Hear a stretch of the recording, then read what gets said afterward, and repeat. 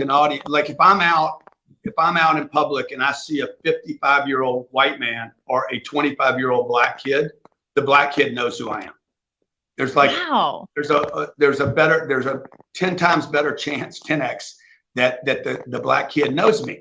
Now, the reason is because we go after that audience and we're talking to them in very street terms, if you will, very not big nomenclature, vocabularies, we just keep everything very tight and simple. And at the same time, we've had, raised $1 billion in the last 3 years. Hello, welcome to the Ngozi channel where we talk everything social commentary, and there I'm going to work on my intro very soon. I wanted to get straight into it. I know you guys have missed me. You have surely missed me.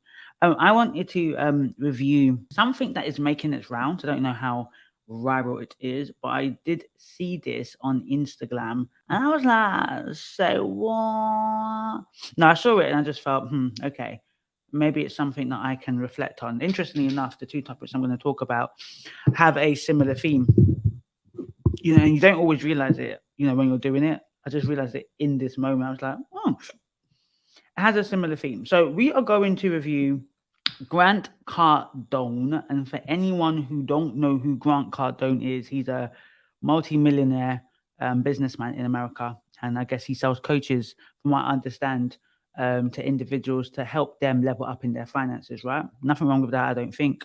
I don't believe overall, I don't believe it's wrong in that concept. There's obviously lots of unethical practices that happen in the coaching industry, but that's not what I'm talking about today. I am actually talking about something that he said that piqued my interest, and I kind of wonder what all of you that will be watching also think, and not only what you think as a community, as a Black population across the world. When you hear that, what's your initial thought? So let's start playing. The way you can stop them, because you're competing with all this other stuff, right? Yeah, that's true. They want to stop and look at it as they're scrolling through. Well, that's all people are doing. They're doing this. If you just watch yourself move through it, you're just moving through it. So if you don't stop, I never really got your attention. So for us, about half my audience is Black under the age of 40. How did a white guy? So half his audience is Black under the age of 40. So he's saying, how did someone like him, who's a white guy, kind of relate with, I guess, a large, well, if he's saying over half, that means he's saying the majority of his audience, majority of the people giving him money to teach him, to be taught on how to grow financially and to make money and to create financial independence and bring additional income is Black. Which doesn't go on to say if it's like male and female in terms of the proportion of that.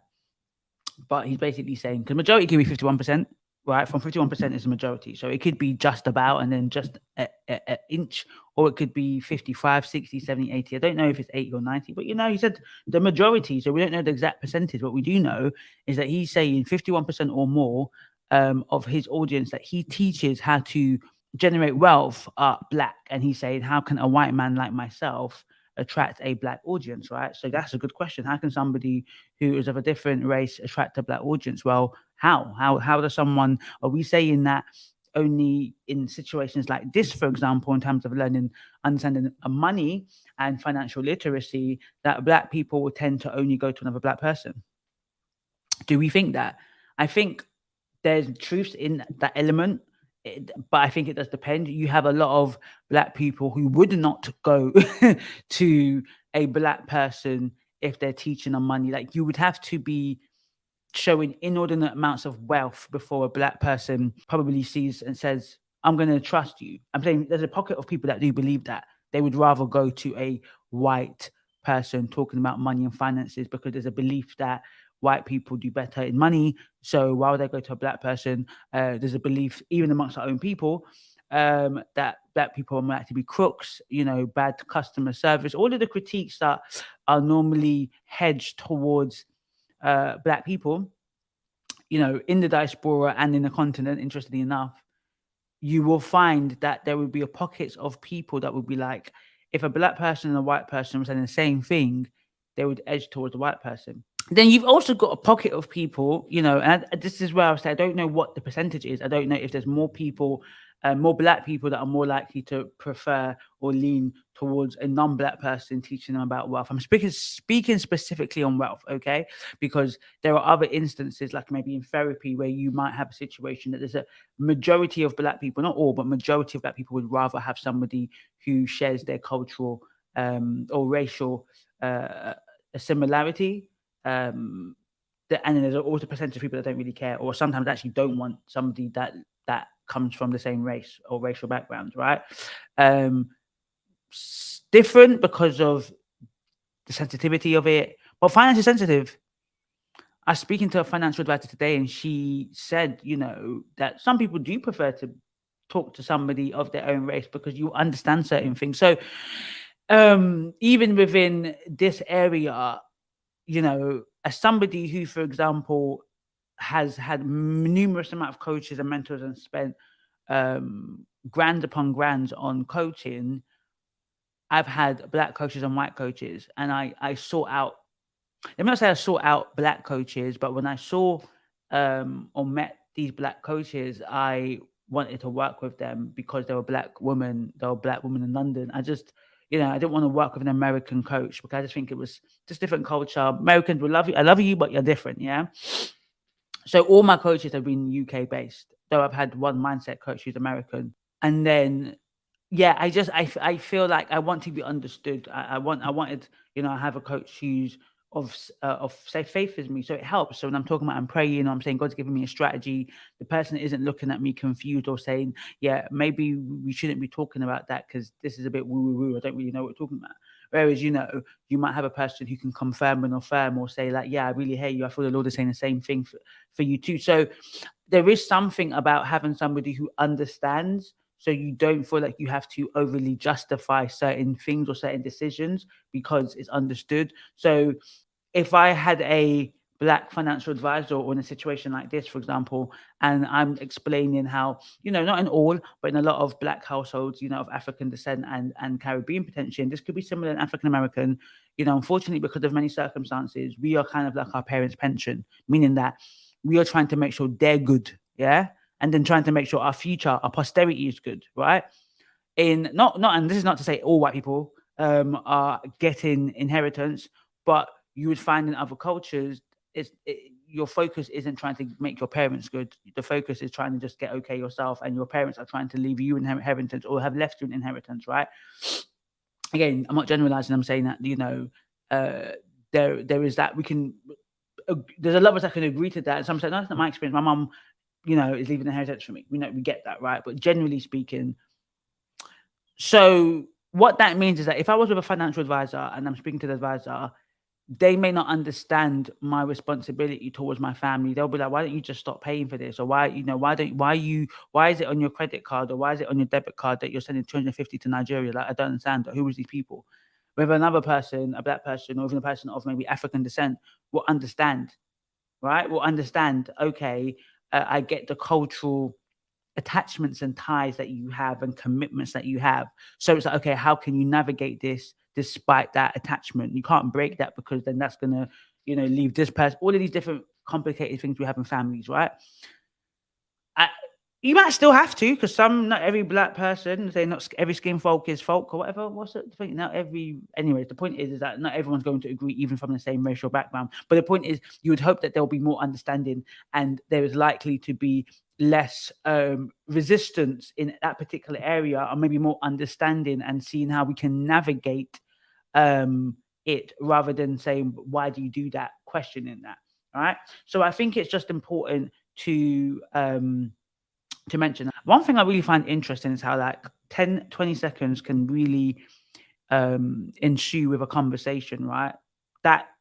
Look at that. Who would have thought that would have just created 8 minutes of flow of conversation? And I'm only really showing you just maximum a minute clip. Just thought it was interesting to say, and I think it's really important. I've watched the whole thing, mind you, because I don't want to talk about a clip in its isolation, but I'm talking about the clip specifically. but I've watched it because you know what happened is that people take a viral clip on TikTok, Instagram, a short form of a long term. I really think we have to be very careful to cast judgment on short form content without understanding the wider context. I'm saying you've got to always watch the whole video, because sometimes you only want to focus on one part, on what they literally said. But it's sometimes good to find context, because you can be talking out of your left eyeball. Attract an audience. Like if I'm out in public and I see a 55-year-old white man or a 25-year-old black kid, the black kid knows who I am. There's like, wow. there's a 10 times better chance, 10x, that the black kid knows me. Now, the reason is because we go after that audience and we're talking to them in very street terms, if you will, very not big nomenclature, vocabularies, you know, we just keep everything very tight and simple. And at the same time, we've had, you know, raised $1 billion in the last 3 years.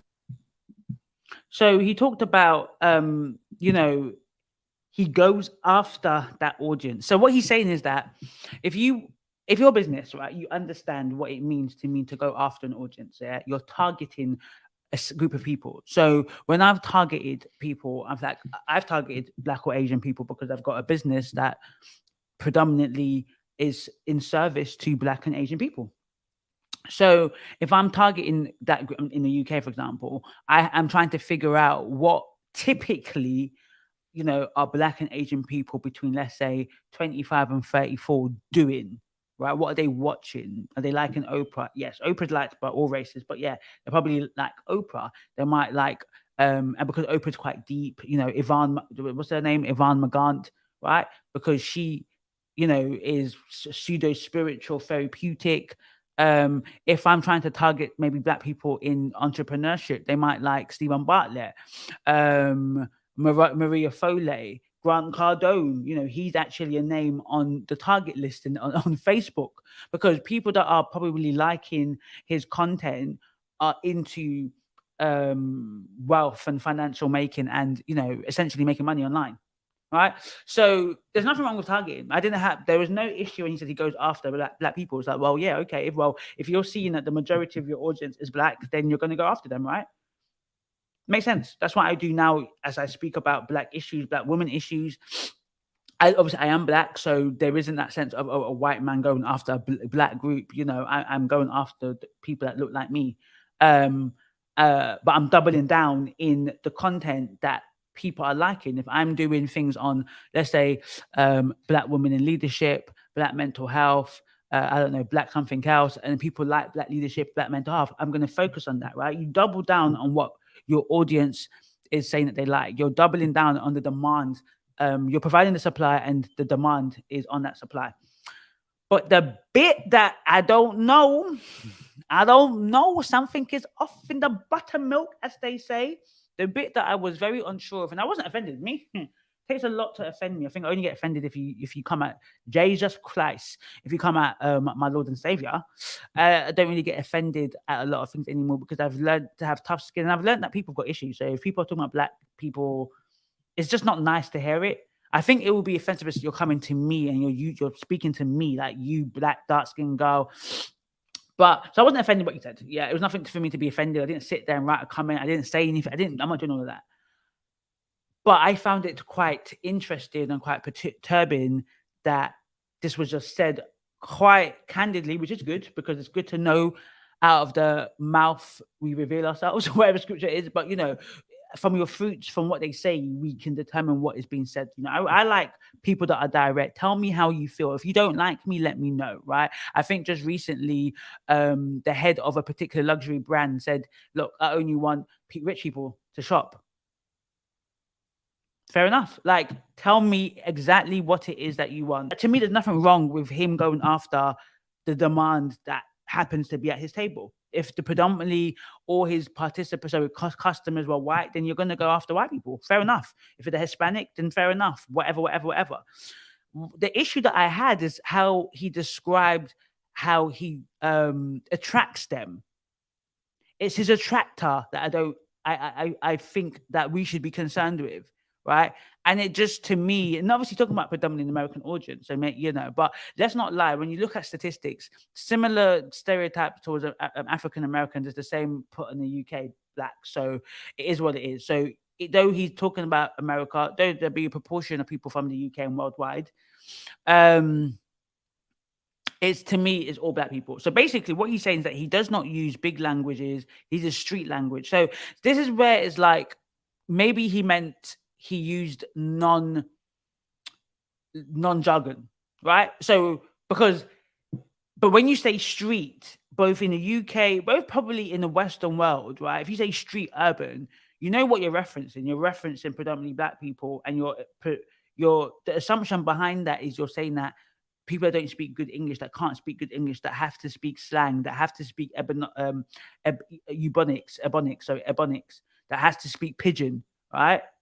The idea and what is seen even in Africa, for example, English or the colonial language is the highest type of lexicon to speak. Anything other than that is beneath. Everyone can speak it. Well, not everyone. People can speak it, but it's beneath. You wouldn't go into the court and say, "How far, judge? How far? What in the happen?" You wouldn't say that. You wouldn't be like, "Yeah, wagwan, judge, in it." Well, actually, people would do that. But you know, you wouldn't expect your lawyer to be like, "You get me, my honor." So this man here, yeah, he's been charging it for some fences. Like, let's try and get him off. You're not. That's not what you're going to be expecting, right?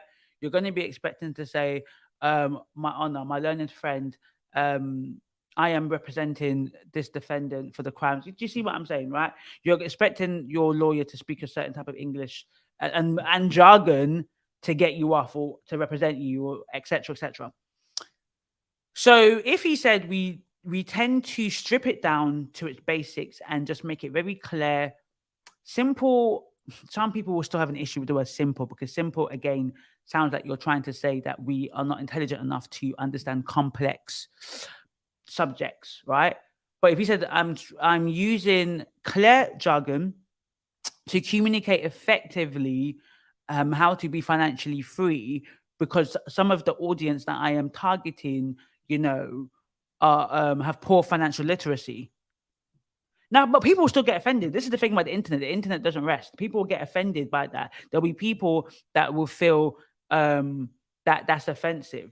I don't find it offensive. I think that's, you know, in marketing, you're taught to be quite clear and to be simple. Don't overcomplicate things. Make it very simple.